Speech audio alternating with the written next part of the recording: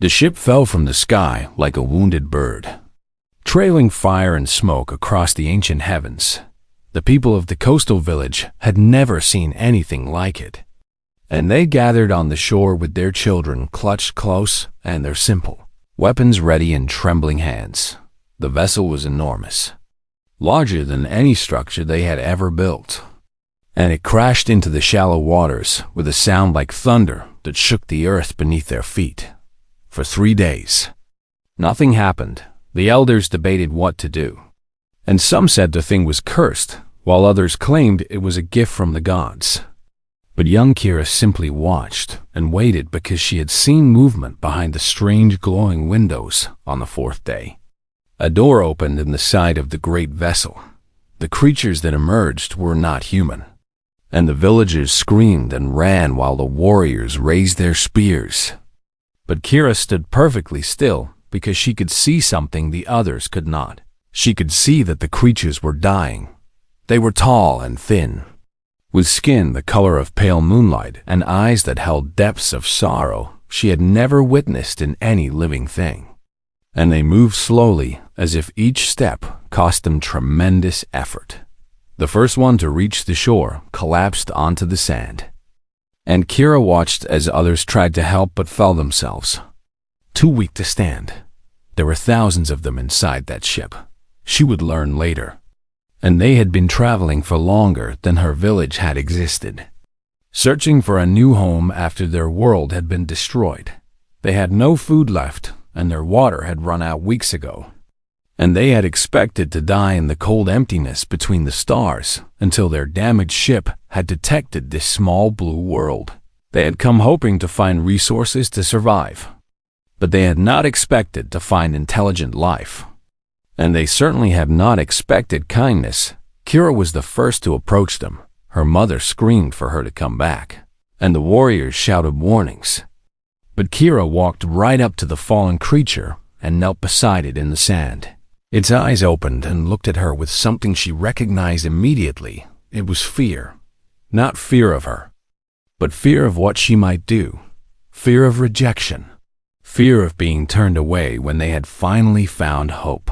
Kira reached into the small pouch at her waist and pulled out the dried fish she had been saving for her midday meal. And she held it out to the creature without a word. The being stared at her offering for a long moment, and then tears began to fall from its strange eyes. Tears that glowed faintly in the morning light. It took the fish with trembling hands and ate it slowly.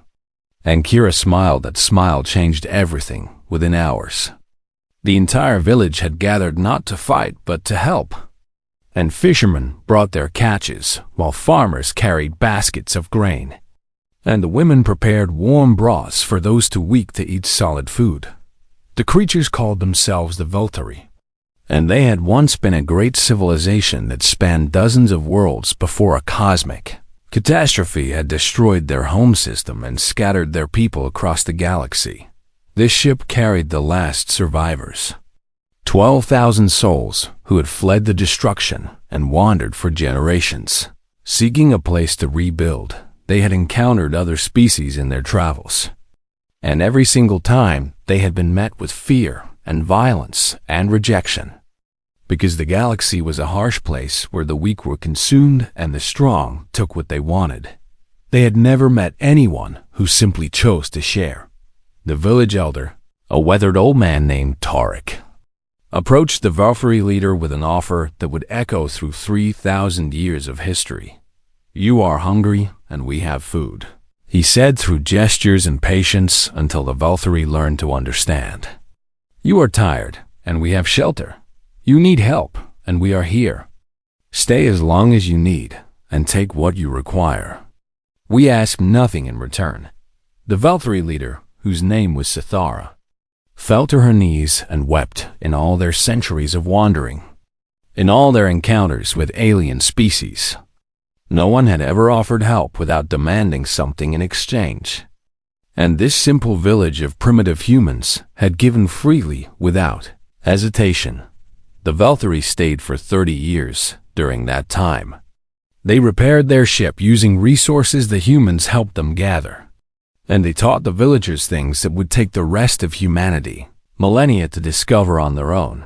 They showed them seeds that would grow in any soil and never fail.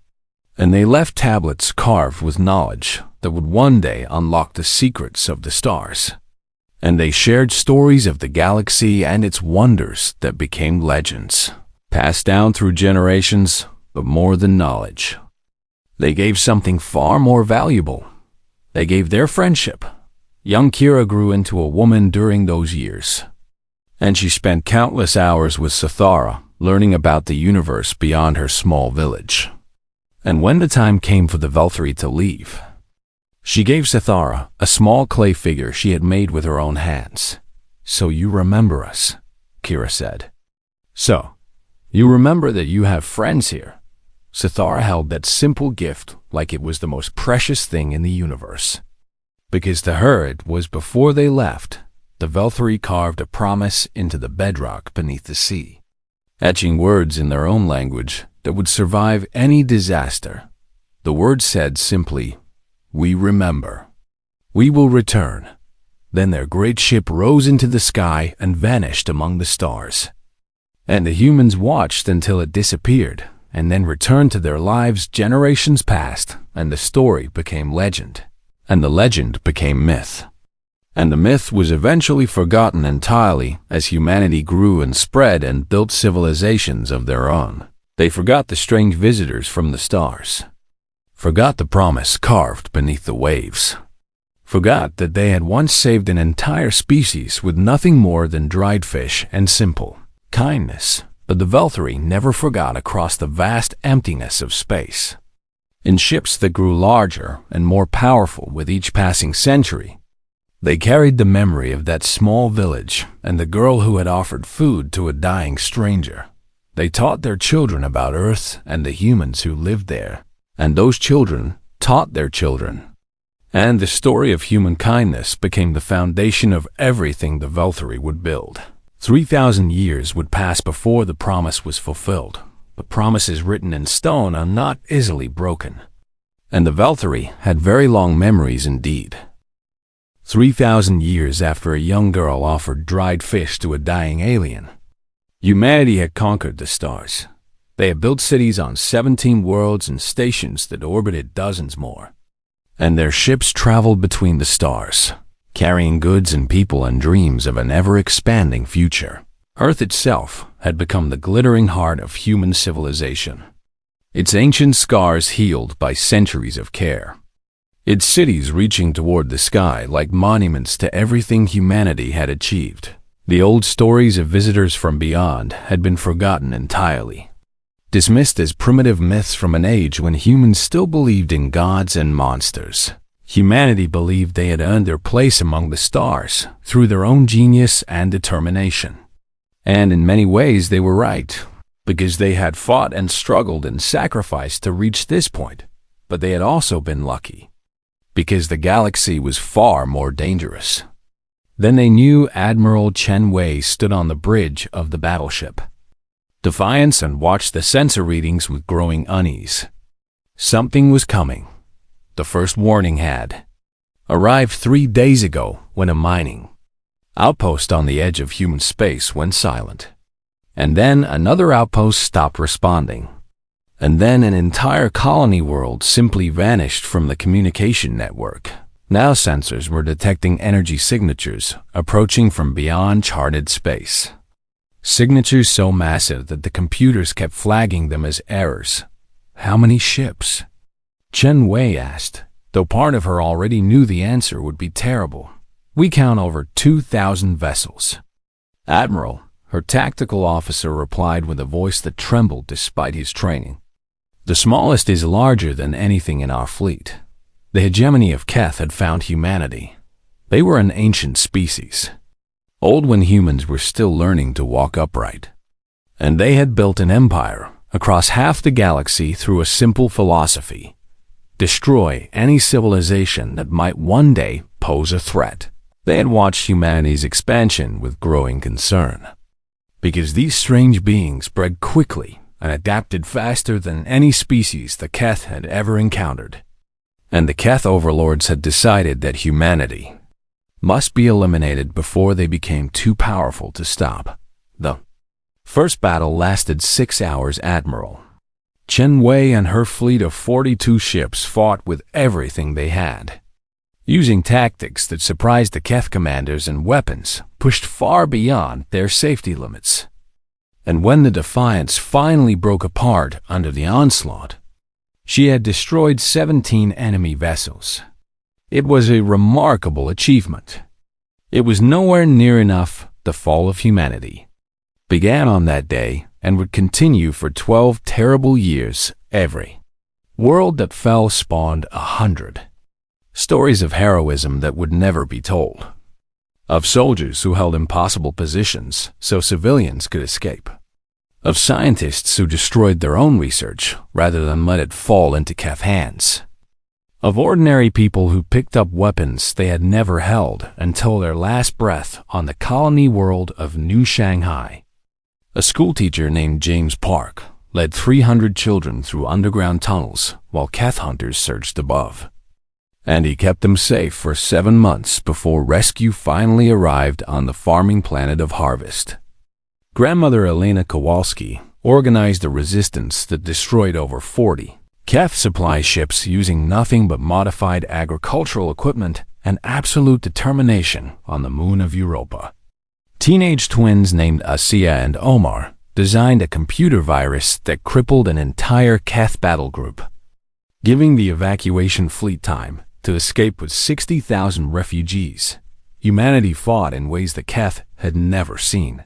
They fought when they had no hope of winning, and they fought when surrender would have been easier, and they fought even when fighting meant certain death, because something in the human spirit simply refused to accept defeat. The Keth had conquered hundreds of species across their long history, and none had ever resisted like this. But courage alone could not stop an empire. Year by year, system by system, humanity was pushed back toward Earth itself, and the population that had once numbered nearly 50 billion across 17 worlds dwindled to barely 4 billion huddled in the last remaining strongholds. Earth fell on a Tuesday. Captain Maria Santos was one of the last defenders, commanding a damaged cruiser that had been patched together so many times it was more repair work than original hull. And she fought above the blue world that had given birth to her species, with tears streaming down her face. "We have to retreat," her first officer said. "There are escape pods launching from the surface. We can cover them if we fall back now." Maria looked at the tactical display showing hundreds of Keth ships descending toward the cities below, toward the billions of people who had nowhere left to run. "No," she said quietly. "We stand here."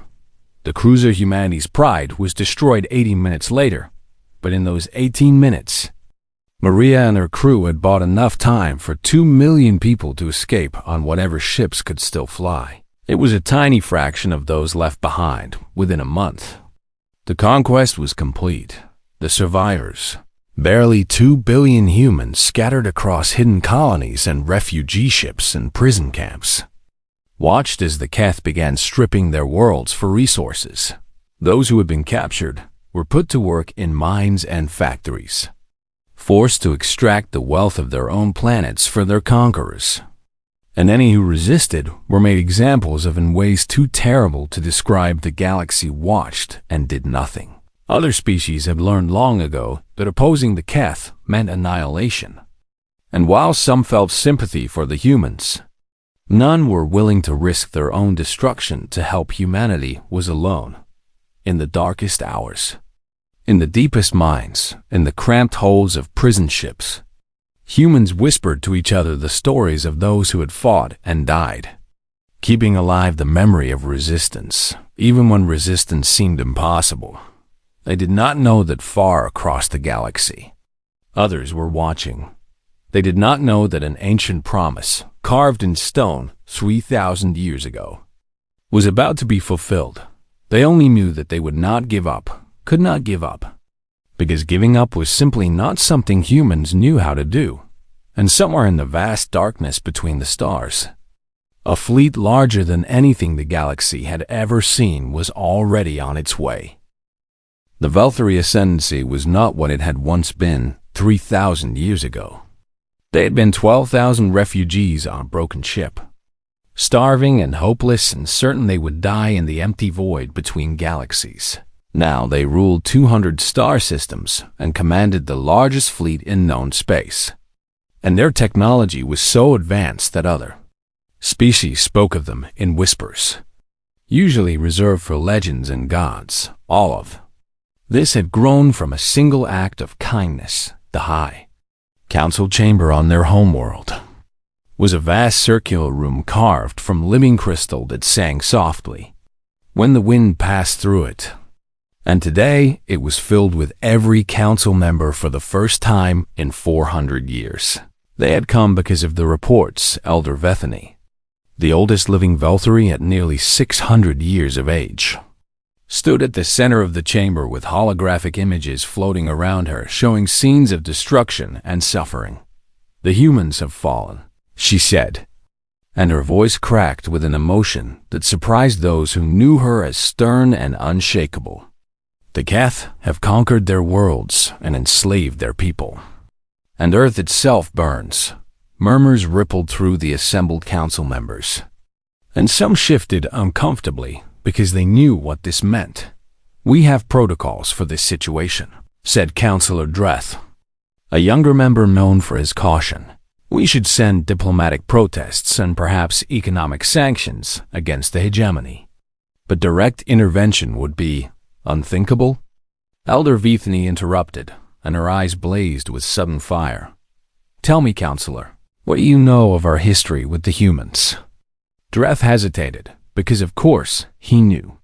Because every Velthari child knew this story from the moment they could understand words. "They helped us," he admitted. "Long ago, when we were refugees. They did more than help us," Bethany said. And she reached into her robes and pulled out something that made every council member gasp. It was a small clay figure, crude and simple, shaped by hands that had never created art before, but had tried anyway out of love. "A child made this," Bethany said softly. "A human child named Kira, who grew up to be one of our greatest friends. She gave this to my ancestor Sathara on the day we departed from Earth. She held it up so everyone could see. This figure has been passed down through my family for 3,000 years. And every Velthari leader has held it and remembered what it represents." She looked around the chamber at the uncertain faces. "We were dying," she continued. "We had nothing, and we expected nothing, because the galaxy had shown us only cruelty and rejection.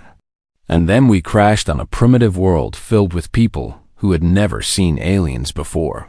Her voice grew stronger. "They could have killed us, and many species could have fled in terror. And that would have been understandable. They could have ignored us and let us die, and no one would have blamed them." She paused, and the chamber was utterly silent. Instead, a young girl walked up to one of our dying people and offered her lunch, just a piece of dried fish. But she gave it freely, without hesitation, because another being was hungry, and she had food to share. Bethany's eyes were wet now, and she did not try to hide it. That act of kindness saved us, not just our bodies, but our souls. Because we had been wandering so long that we had forgotten what it felt like to be treated with compassion. She set the clay figure down on the central podium, where everyone could see it. "We built everything we have on the foundation they gave us. Every ship in our fleet exists because humans taught us that the universe could be kind. Every child born in the Ascendancy carries within them the legacy of that small village and the people who chose to help strangers." Councillor Dreth shifted uncomfortably. "But the Keth are powerful," he said. "Intervention could cost us dearly. Are we prepared to sacrifice Velthari lives for family?" Bethany cut him off sharply. "Because that is what they are, Counselor. They are family. And family does not abandon family." She straightened to her full height despite her advanced age. "I have already given the order to mobilize the fleet. The chamber erupted in shocked voices, because no single council member had the authority to command the military without a full vote. But Bethany simply waited until the noise died down. "I did not do this lightly," she said, "and I will accept whatever censure the council deems appropriate after this crisis is resolved. But I will not wait for debates and votes while human children are being worked to death in Keth mines." She looked around the room one final time. 3,000 years ago, we carved a promise into the stone beneath their seas. We said we would remember. We said we would return. Are we the kind of people who break promises? The silence stretched for a long moment. Then the oldest military commander in the room, a decorated admiral named Kethos, stood slowly and saluted. "The first fleet will depart within the hour," he said simply, one by one. Other military leaders rose and offered the same, within minutes. Every fleet commander in the ascendancy had committed their forces, and Councillor Dreth sat alone in his opposition, looking at the small clay figure on the podium and wondering if perhaps he had forgotten something important about who his people truly were. The mobilization was the largest in Galactic history. 4,000 warships from across 200 systems converged on a single point in space, each one carrying crews who had volunteered the moment they heard where they were going and why they came, because they had grown up with the stories. They came because their parents had sung them songs about the kind. Humans of Earth, they came because they wanted to be worthy of the gift their ancestors had received, and they came because, after 3,000 years, it was finally time to go home. The fleet departed in perfect formation, a wall of ships so vast that it blocked out the stars behind it, and at its head flew the flagship Promise Kept, carrying Elder Bethany herself and the small clay figure that had started everything. She stood on the bridge as the stars blurred into the strange light of hyperspace travel, and she held Kira's gift close to her heart. "We are coming," she whispered to no one and everyone. "Hold on just a little longer. We are coming, across the impossible distance, on a ruined world where humans suffered under Keth occupation." A young girl looked up at the night sky and dreamed of rescue she had no reason to believe would ever come. The promise carved in stone was about to be fulfilled. Overseer Krath of the Keth hegemony was having an excellent morning. He stood on the observation deck of his command station in orbit above Earth, watching the planet below with the satisfaction of a predator surveying its kill. The humans had been thoroughly broken, and their pathetic resistance had finally been crushed after 12 annoying years. And now they worked in the mines and factories exactly as they should, producing resources for the glory of the hegemony. His aide approached with a data tablet, and the young officer seemed unusually nervous. "Overseer, we are detecting an anomaly at the edge of the system." Krath barely glanced at the report. "Another human escape attempt probably. Send the patrol to eliminate them." "Sir, the energy signatures are unlike anything in our database, and they are massive, larger than our entire fleet combined." I got his attention. Kraft took the tablet and examined the readings himself, and his first thought was that the sensors must be malfunctioning because nothing could be that large. Run a full diagnostic, he ordered. There must be an error in. The tactical officer interrupted with a voice that had risen an octave in panic. "Contact. Multiple contacts emerging from hyperspace. Counting 1,000, 2,000, 3,000. Overseer. They are still coming." Krath rushed to the main display and watched as ship after ship after ship materialized in perfect formation, each one dwarfing the largest vessel in the Keth fleet. 4,000 vessels confirmed, the tactical officer reported, and his hands were shaking so badly he could barely operate his console. "Energy weapons charging across all contacts. Who are they?" Kraft demanded, though a cold terror was already spreading through his chest. "No species has a fleet this size. This is impossible. The answer came as a transmission that broadcast on every frequency simultaneously. Cutting through Keth military encryption, as if it did not exist, a female alien appeared on every screen in the command station, elderly but straight-backed, with silver skin and eyes that held the weight of centuries. "We are the Velthari Ascendancy," she said, and her voice carried a quiet fury that was somehow more terrifying than any battle cry. 3,000 years ago, when we were broken and dying, the people of this world showed us mercy. They shared their food. They gave us shelter. They expected nothing in return. She paused, and her next words fell like hammer blows. "We have never forgotten." Krath felt his blood turn to ice. The Velthari were legends, whispered about in intelligence briefings as a distant power too strong to challenge. But they had never shown interest in galactic affairs, and had certainly never threatened the hegemony. "You have 60 seconds to release every human prisoner and withdraw from this system," the Velthari continued. "After that, we will demonstrate what happens to those who harm our friends." For a moment, Krath considered surrender. Then pride and 10,000 years of Keth dominance rose up within him, because the hegemony had never retreated, had never shown weakness, had never allowed any species to dictate terms to them. "All ships, attack formation," he ordered. "Show these arrogant fools what happens when they threaten the hegemony." The Keth fleet numbered 300 vessels, each one a proven instrument of war that had crushed countless civilizations, and they moved with the confidence of predators who had never known defeat. The battle lasted exactly 4 minutes. The first Keth ship to fire found its weapons simply stopped working, as if someone had reached inside and turned them off, and then it came apart piece by piece as precision strikes from the Velthari disabled its systems with surgical accuracy. "They are not even trying to kill us," Krath realized with dawning horror as he watched ship after ship being systematically dismantled. "They are taking us apart like toys." The Velthari technology was so far beyond the Keth that it was not even a contest, where Keth weapons barely scratched Velthari shields.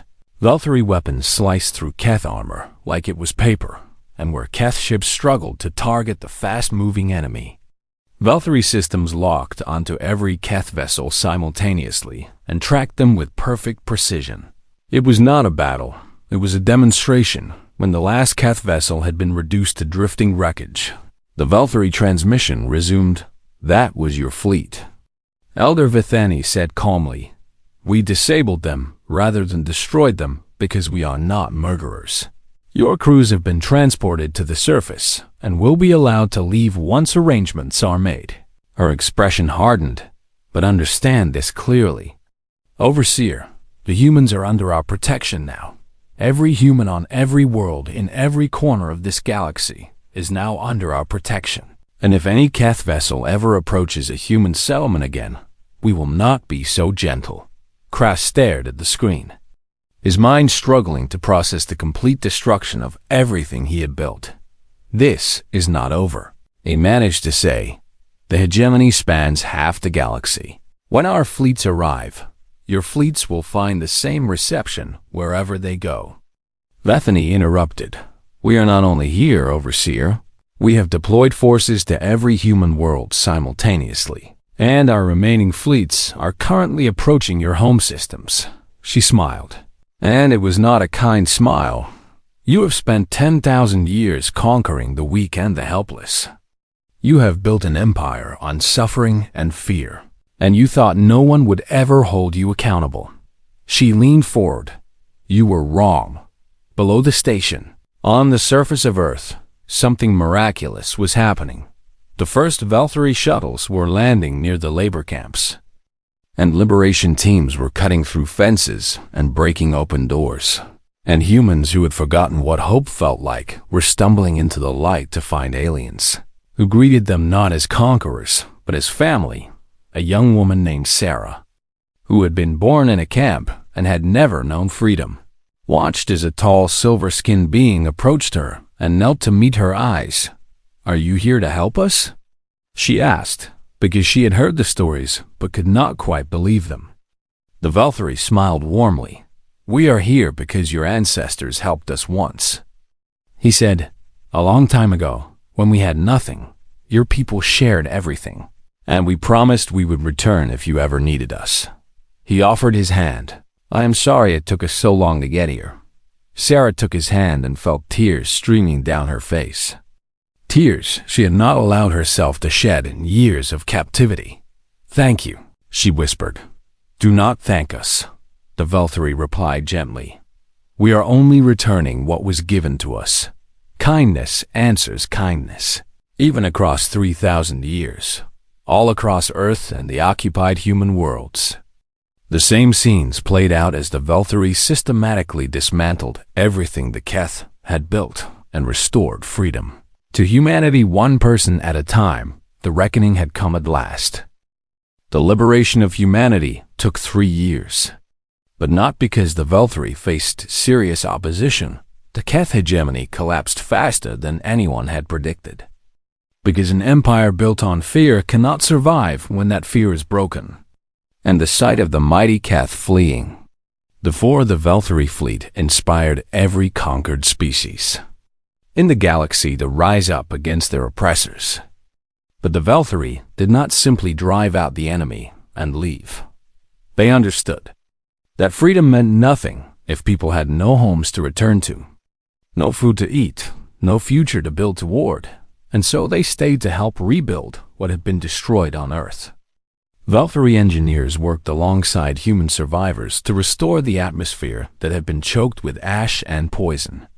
And within months, the skies began to turn blue again instead of the sickly gray that the occupation had left behind.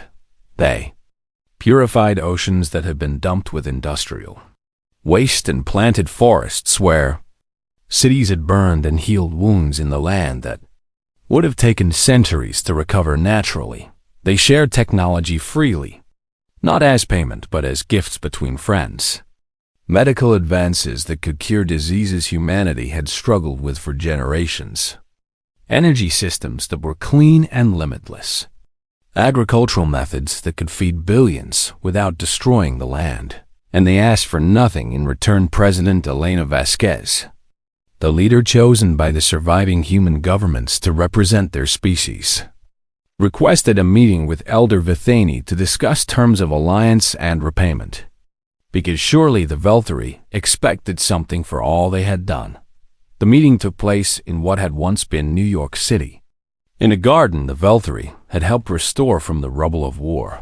Vithani arrived with a small entourage and greeted the human leader with a warmth that seemed entirely genuine. "President Vasquez," she said, "I have looked forward to meeting you.